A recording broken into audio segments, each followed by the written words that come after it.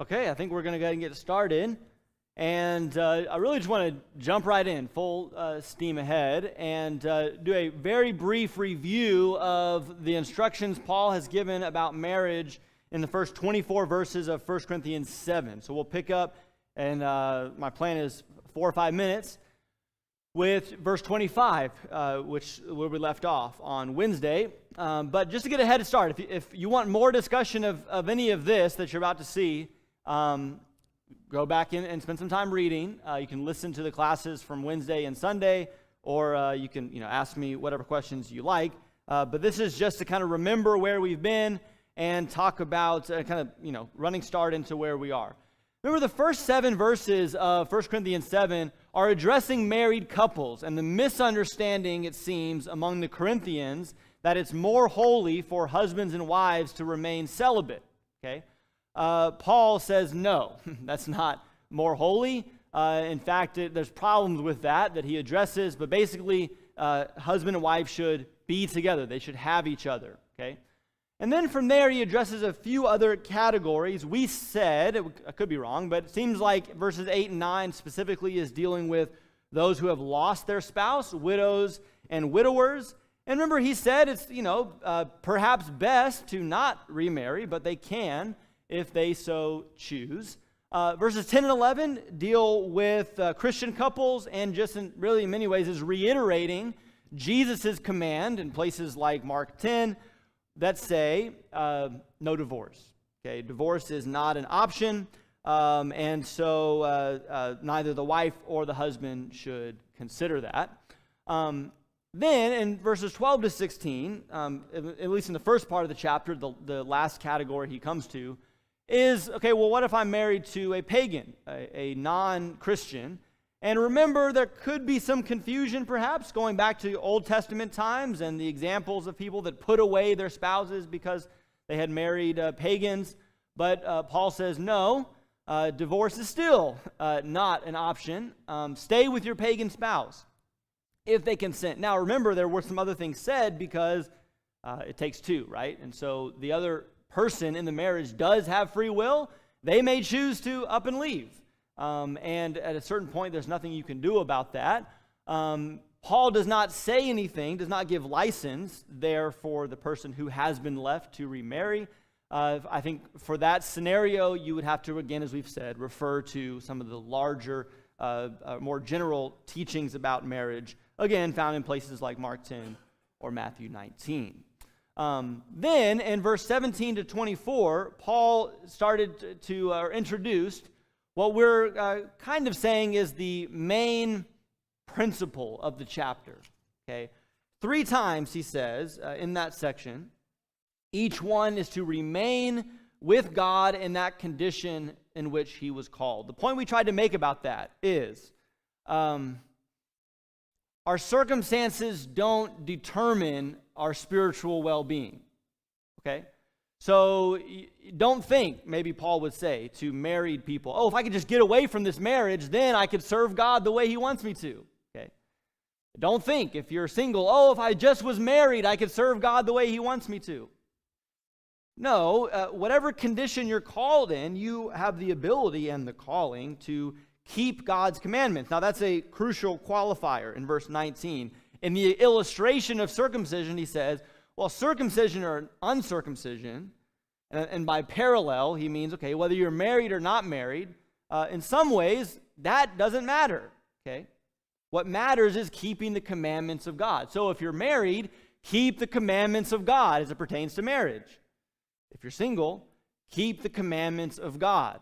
Do the things that he has called on his people to do. Don't think that if I could just change my circumstance, then that would be the ticket to holiness or to faithfulness to God. Okay, and that leads us then into, I did pretty well, 5 minutes, into the new material, or at least material that we haven't talked explicitly about in chapter 7, starting in verse 25. Let's read the rest of this. I think we've read it before, but let's read the rest of this and then talk about it. Verse 25 of 1 Corinthians 7. Now concerning virgins, I have no command of the Lord, but I give an opinion as one who by the mercy of the Lord is trustworthy. I think then that this is good in view of the present distress, that it is good for a man to remain as he is. Are you bound to a wife? Do not seek to be released.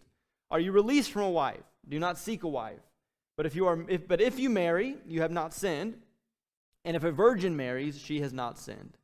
Yet such will have trouble in this life, and I am trying to spare you. But I say, brethren, that the time has been shortened, so that from now on those who have wives should be as though they had none, and those who weep as though they did not weep, those who rejoice as though they did not rejoice, those who buy as though they did not possess, and those who use the world as though they did not make full use of it. For the form of this world is passing away. But I want you to be free from concern. One who is unmarried is concerned about the things of the Lord, how he may please the Lord. But the one who is married is concerned about the things of the world, how he may please his wife. And his interests are divided.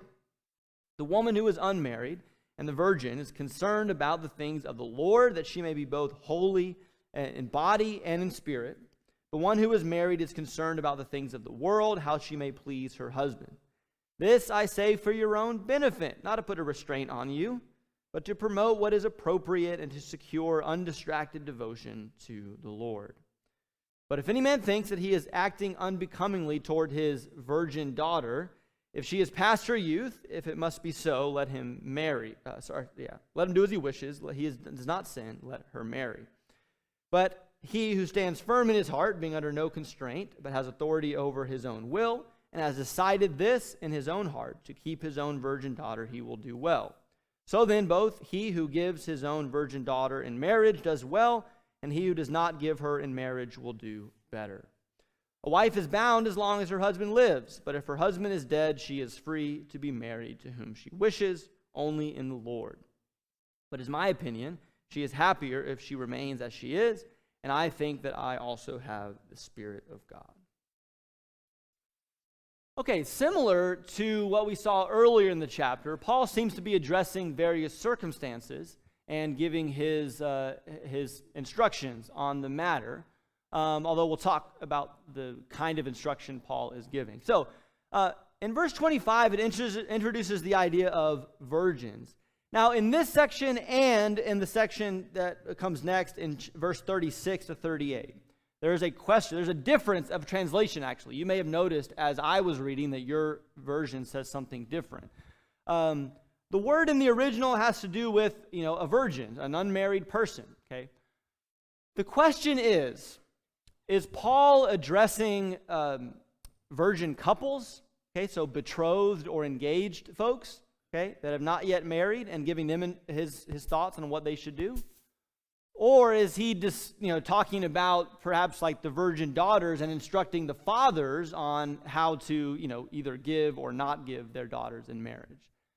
My opinion is that is probably the first of those, which confusingly is the second on the screen here, okay? But I think it's the betrothed couples that are being addressed here, or maybe just more generally non-married people in verse 25 to 28. But if you're engaged, you're betrothed, should you get married? Paul's opinion, and he clarifies that, is, given the situation, best to remain as you are. Okay, as we've seen before, this chapter is fraught with little asterisks and footnotes and things you got to explain about, what Paul's saying.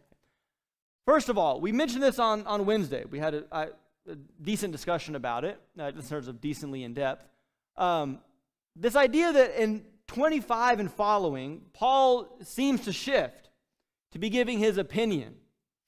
It is divinely inspired, as all Scripture is. Okay, Paul is an apostle, but he seems to be stepping away here from the realm of command that, from God that must be followed, like what we saw earlier about don't divorce, okay, and giving his opinion about what he thinks would be best. Now that may seem weird to us, okay? Most of what the commands we find in the New Testament are the apostles telling us, this is what God has said, this is what the Holy Spirit says, the commands to keep. But here Paul is giving his opinion. Now, first of all, he says that. I give my opinion as one who by the mercy of the Lord is trustworthy, okay? So it's a trustworthy opinion, but it is an opinion. But we know it's an opinion because he says, well, you can marry or you cannot marry. Either is fine, okay? As we said Wednesday, that's not a very clear command. If it's a command, it's hard to keep a command that says you can do this or you can do the other, okay? Now, the asterisk I have here is this idea of the situation that Paul is addressing. You notice in verse 26, he says, I think then that it is good in the view of the present distress that it is good for a man to remain as he is. So the opinion Paul is giving, and maybe throughout the rest of this chapter, maybe in the whole, throughout the rest of this chapter, it seems to be kind of related to what he calls this present distress, and that is, coloring what he says, okay, about, well, it's best to remain as you are. Question is, what in the world is Paul talking about when he says there's this present distress? Okay, I'll give you the two options. You can choose. Every hour, it's like every morning I wake up, I think it's the other one. Okay, so I keep going back and forth. I'm not very well made up in my mind. The two options are this. Probably the most popular option is that there is something going on in that time and place. In Corinth, in the region, something like a famine, something like a difficulty, perhaps maybe even on the Christians, persecution of some sort, okay? Something is going on at that time in that place, and Paul is saying because of what's going on, and they wouldn't obviously know what that is. He wouldn't need to explain that to them if that was the case, okay?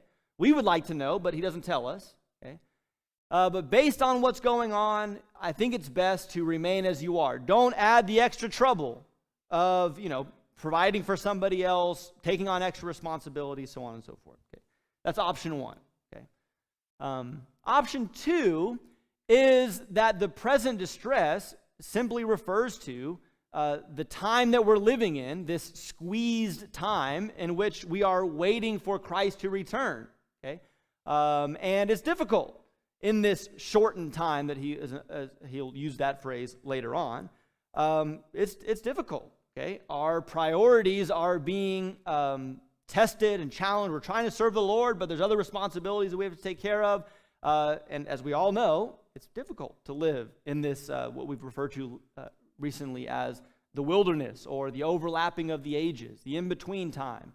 And that is the situation, Paul says, based on, our standing as Christians before Jesus comes back, it's best to remain as you are, but you do well if you marry. There's no harm in that, perhaps. Okay? All right. I did it before. I guess I should bravely step out again. Anything anybody wants to add to that? Again, you can pick which of those two you want. The first is probably the more common interpretation of what Paul is saying here, but there are those that would say the other.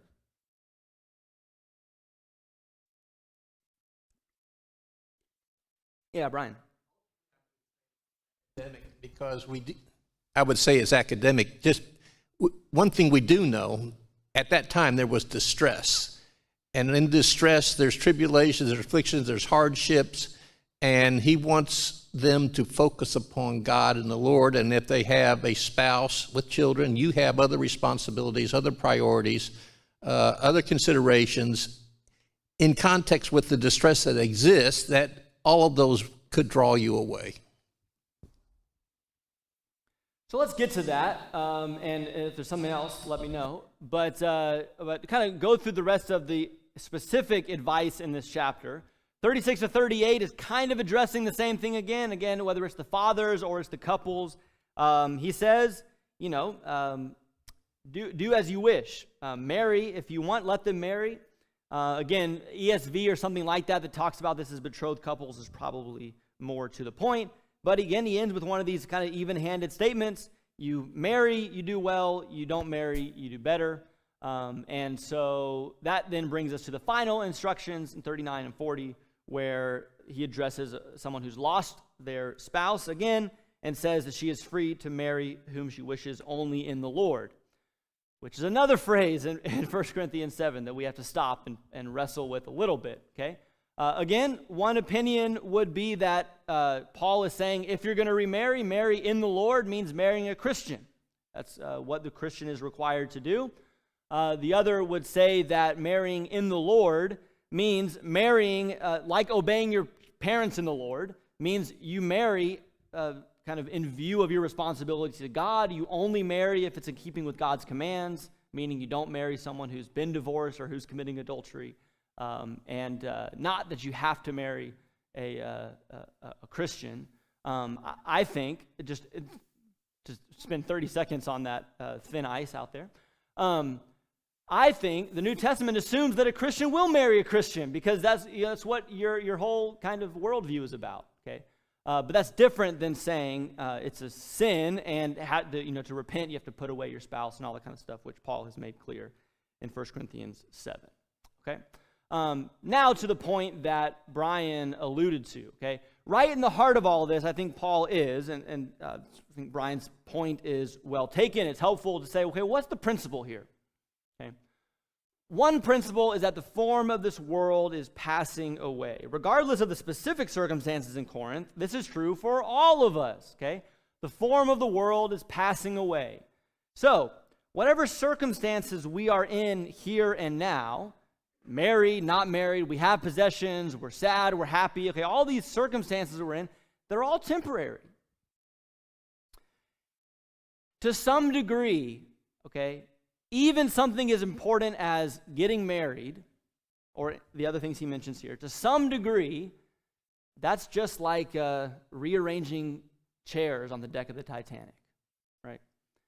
I mean, the form of this world is passing away. Eternity is right around the corner, okay? The life, the order as we know it is coming to an end. And so Paul says that must be kept in mind. Does that negate the importance of marriage? Does that rule out passages like Ephesians 5? Of course not. But there always should be for the Christian this recognition of this. The time has been shortened. So, although I am married and need to treat that with the proper respect and attention that God commands, in the end, that is not, the eternal thing to be worried about, okay, or to be concerned with, okay. Think about maybe a parallel to what Jesus will say about, he who does not hate his father and mother, or he'll say, if you don't leave your family, right, to follow. Well, is Jesus saying literally you leave your family, you just abandon them on the side of the road with nothing to eat, No, the language of Jesus is about recognizing what is of ultimate value, ultimate importance, okay, and then treating everything else accordingly, okay. And I think Paul would say something similar here, is saying something similar here, even in regards to something of the magnitude of marriage. In the end, the form of this world is passing away. Don't forget that, okay? The other thing, and kind of on top of that, which I find to be helpful, because of how jarring that kind of first point is, I think, to us, he says, really, what we're trying to do is promote undistracted devotion to the Lord. And that's what Brian referred to about the recognition that you are taking on extra responsibilities, distractions, we might say, in marrying and having a family, okay? Those things are of the Lord, they're good, they're holy, but they are still things that require our time and our attention. And we need to be honest about that. Marriage comes with its concerns. But notice in verse 35, he says, I say this for your benefit, not to restrain you. Paul is not trying to get us all worked up with anxiety and feeling like we're restrained. And, Paul, the Lord's putting me in this, what's it called? Straitjacket, either to straitjacket me in my singleness or straitjacket me in my marriage. Paul says, no, all that we're trying to do is to have our eyes wide open about what is most important, which is service to God, okay? And recognizing that our circumstances cannot stand in the way of that ultimate priority. Yes, Mike? I feel like this reminds me about Paul's comments when he talks about learning to be content in whatever circumstances he's in. That, you can serve God one way or the other. And, if you're in persecution, if you're not, if you're married, if you're not, you just learn to be content wherever you are, and you can serve God in that way no matter what you're dealing with. Thank you, Mike. Other thoughts along these lines, comments, questions about this? All right. I never thought we'd make it through 1 Corinthians 7, but here we are. Actually, we're not quite done, because I do want us to talk about this a little bit. We did this, we tried to do this at the end of the 2 previous sections, okay? But if we think about our goals of this class, to understand what's going on in Corinth, to understand and appreciate Paul's solutions to their problems, and then to take all of that and then synthesize, the fancy word, that into our lives, weave it into our lives so that we can face the problems, the difficulties, the questions, the challenges, the things that we deal with as Christians in the 21st century. And so my question is this, and I'll give you some time to talk about it with people that are around you. If you haven't been here, we've been doing that, kind of sharing with those that are sitting close by. How can the principles, we talked about 2 of them this morning, this principle of contentment, Mike mentions that. Okay, this principle of undistracted devotion that Brian drew our attention to. The time is shortened. Remain as you, any of these things that are in 1 Corinthians 7 are principles that Paul is addressing. How can these things help us in our understanding of marriage and our practice of marriage in a tangible way? So, what do I have here? I have 3 or 4 minutes maybe to talk about this with those around you. How can 1 Corinthians 7, not so much the specific instructions, but the big principles that Paul has laid out, how can those principles help us in our understanding of and our practice in marriage? All right, give you some time. Okay, so it sounds like, at least from the murmuring, there's good conversations happening. Hopefully those will continue even after we're done here. But I do want to take 4 minutes or so, share something valuable that came out of the discussion that you were having with those around you.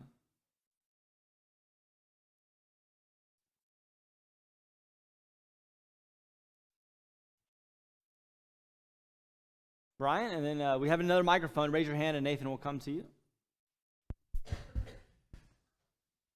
We discussed this, and I think perhaps the key principle is in verse 19. Nothing but what matters is the keeping of the commandments of God. You can tie that into the conclusion of Ecclesiastes, the whole duty of man. Galatians 5:6, nothing else matters but faith working through love. And why is all of that? Because this world is passing. Our griefs, our sorrows, our joys, our riches, makes no difference. It's all temporary, and every one of them serves the purpose of God. Therefore, make sure that you are fulfilling God's purpose for ourselves, and don't get tied up in the distractions of this world, and there are many. I look back on my life now. I had fewer being retired, but life gets in the way of spiritual health and physical health. So the world is passing. Set your priorities. Thank you, Brian. Other thoughts that came out of your discussions? Michael? We've visited these thoughts before. It just seems to keep coming back.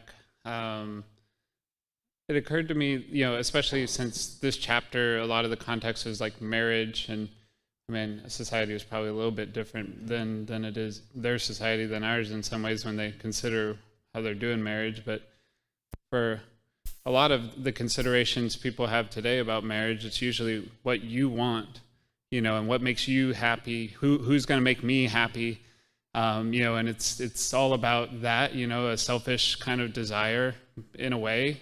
That's part of the consideration inevitably. And I don't know, it seems like, what Paul centers on is, well, it just kind of made me think about how, yet again, you have considerations, you have the selfishness battling the serving God. You can serve yourself and your desires, and that can take away from your focus, what you should be as a servant of God. Anyhow, it's just that's where I ended up in my thoughts. Thank you, Michael. Yeah, Mike. But I was just commenting on like that. You have to have your priorities straight. If your goal is to worship God and to focus your life on God, the rest of it should fall into place. And so, if you look all the way back to the beginning with Genesis, it's clear that God's plan is for man and woman to be together. I mean, there's symbolism that just comes from that all across the entire Bible. That like that's God's plan. But this, I feel like in this instance, it says, depending on your circumstances, it's fine to be alone too. That your goal in life isn't to, my goal in life is not to fulfill myself through marriage. My goal in life is to serve God. And if by being married, I can better serve God, then do that. If by not being married, I can better serve God, then do that. But the ultimate goal is to serve God. Society doesn't put it that way. It doesn't talk about it that way. It's whatever makes me happy. If I want to get married to this person, if I'm not happy with them, I'm going to go with the other person. But that's their priority is all about self-fulfillment and about what makes me happy. And by putting the right perspective in the right place, one way or the other is fine as long as you're serving God. Thank you, Mike. Maybe one more? Takers? Yeah, Ian, go ahead. Last word. No pressure. What both Mike said is very valid. I think there's this interesting thing that happens initially when you get into a relationship. It's very much looking for something that's going to make my life better. You want to be with somebody that makes you happy.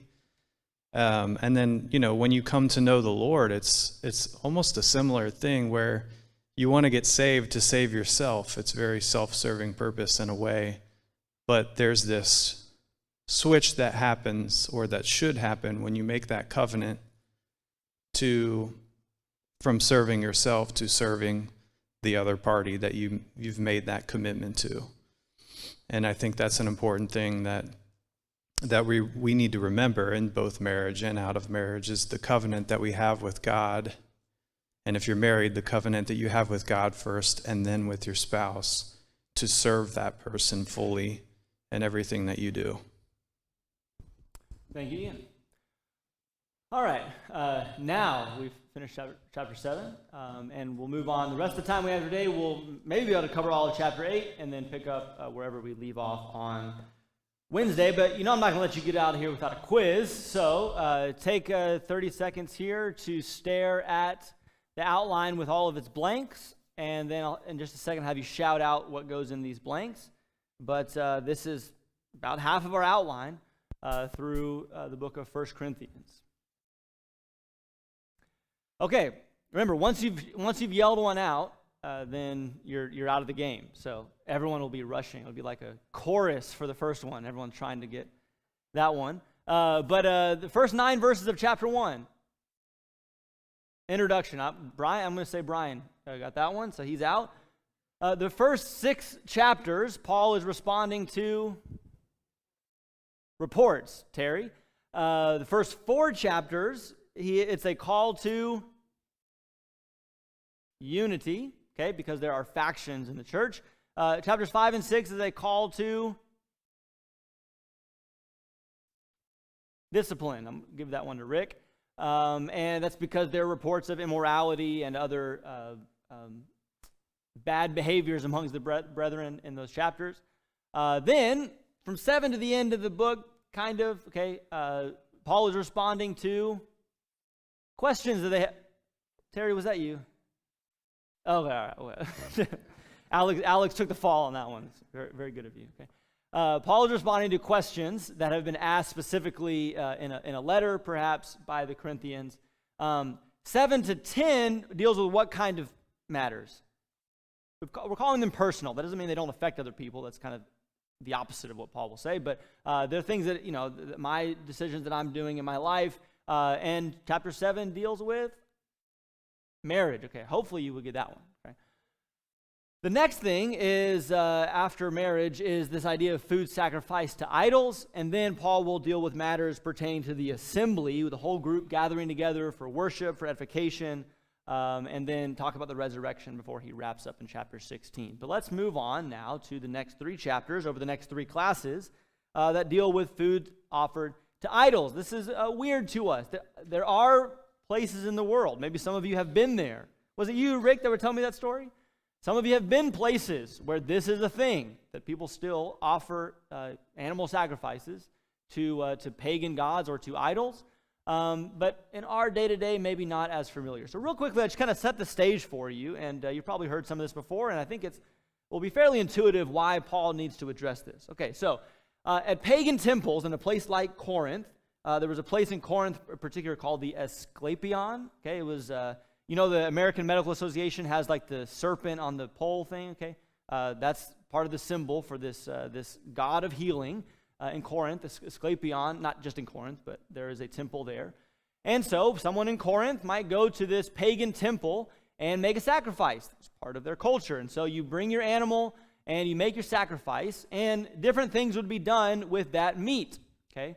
And this probably sounds familiar for another reason too, because some of that meat would be actually eaten by the priests and those that are administering the sacrifices, and then some of that meat would be eaten. By the way, what does that remind you of? Yeah, in the law of Moses, there were similar commands for some of the sacrifices that would be shared with the priest, eaten by the offerer, and then some of it consumed. They were not all that way, but some of them were, okay? That eating of the meat could be done in a few different ways. Oftentimes, there was a dining room, a banquet room, just off of where the worship and the sacrifice was done. So you'd go then and have a feast with that meat that you sacrificed and eat the food there. Sometimes that would be taken and sold in a marketplace. Okay, the meat would be, and sometimes it would be served in a home setting. Do I have this? Yeah, I do have these two things here. Could be served in a home setting where you'd be invited over to someone's house and they say, "We have this meat, it's been sacrificed in honor of so and so person or god or goddess," and it would be served there. Okay. As you can imagine, Christians that were formerly pagans and did this on a regular basis now have to wrestle with the ethics of this. Is this okay to do this? Is it okay to go? Is it okay to eat? Is it okay to eat there? Is it okay to eat anywhere? They had to wrestle with this. And let me just point out real quickly, just for clarification's sake, this is not quite the same as what Paul addresses in Romans 14. Okay, there are some clear overlaps here in terms of the principles or the commands. But remember in Romans 14, which we studied not that long ago, the situation there is pertaining to Jews that eat kosher and the Gentiles don't. And so how do you deal with those relationships where some people eat according to the customs of the law of Moses, some people don't? Certain foods were considered unclean. Now everything's clean, but how do we deal with that in a community of Christians? That's different than what this is. And so it's probably good to have in our mind exactly what was going on, or more exactly what's going on as we jump into it. Okay, so Paul opens it up. This was apparently something that they asked about, although it's possible that maybe Paul is just bringing it up. But let's just read chapter 8. It's not very long, as you see, and at least get the words in front of us to start out. 1 Corinthians 8 reads, "Now concerning things sacrificed to idols, we know that we all have knowledge. Knowledge makes arrogant, but love edifies. If anyone supposes that he knows anything, he has not yet known as he ought to know. But if anyone loves God, he is known by him. Therefore, concerning the eating of things sacrificed to idols, we know that there is no such thing as an idol in the world, and that there is no God but one.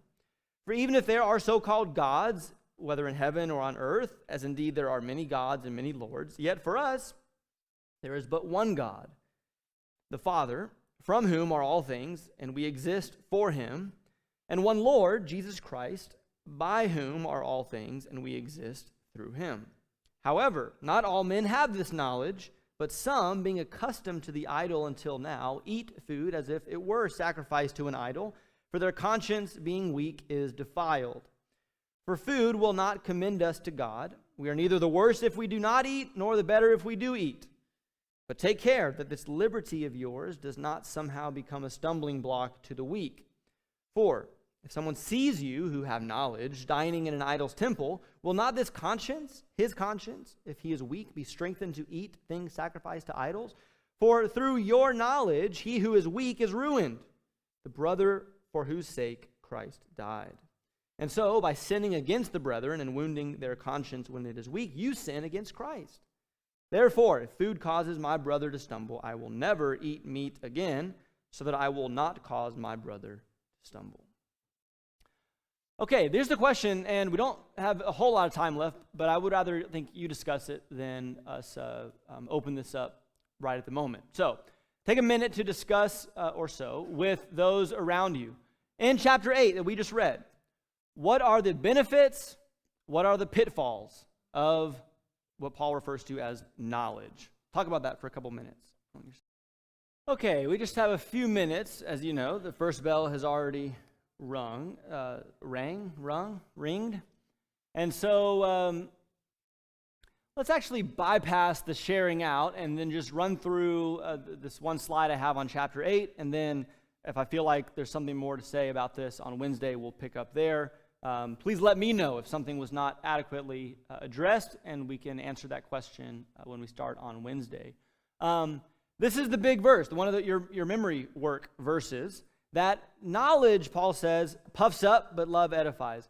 By the way, there's a couple points in this chapter where Paul says, we know that, like in chapter 8, verse 1, we know we all have knowledge, but, okay, or he'll say, verse 4, we know that there is no such thing as an idol in the world, okay? There's a question there. When it says we know, that could, as we've seen before, be the Corinthians saying. That's the Corinthians' words. We know all have knowledge, okay? But Paul is saying, but wait a second, okay?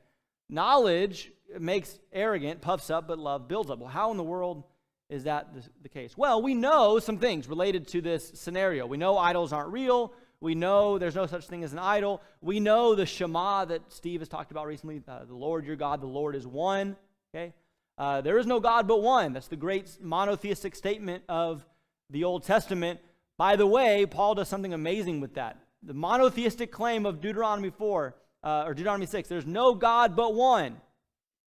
Well, yeah, the one God is the Father, and the one Lord is Jesus, okay? And he's talked about already in this book about the Spirit of God dwelling with his people in this holy temple. And so the great claim of one God exhibited in the Father, God, the Father, and the Lord, Jesus, okay? So we know that. And so what's the big deal with, eating this meat? Well, Paul says you also have to consider that some may have a weak conscience. They've been doing this all their life. They've always associated this with worship of an idol. By the way, they may have good reason for that. I mean, sitting down in the ancient world to share a meal was a sign of fellowship. So sitting at a table in an idol's temple, some are going to be offended by that. They're going to have a weak conscience. By the way, Paul says, it doesn't help you to eat. This is an important point we don't want to miss. The thing that we do that, it's not a sin to do it. Paul says, well, you're not any better off for doing it, and you're not any worse off if you don't do it, okay? So think about the other person. We'll pick up there in the middle of our discussion of chapter 8, hopefully get through chapter 9 as well. And I would like to give you a midterm at some point of some kind, so that probably will happen Wednesday. And then no one shows up Wednesday.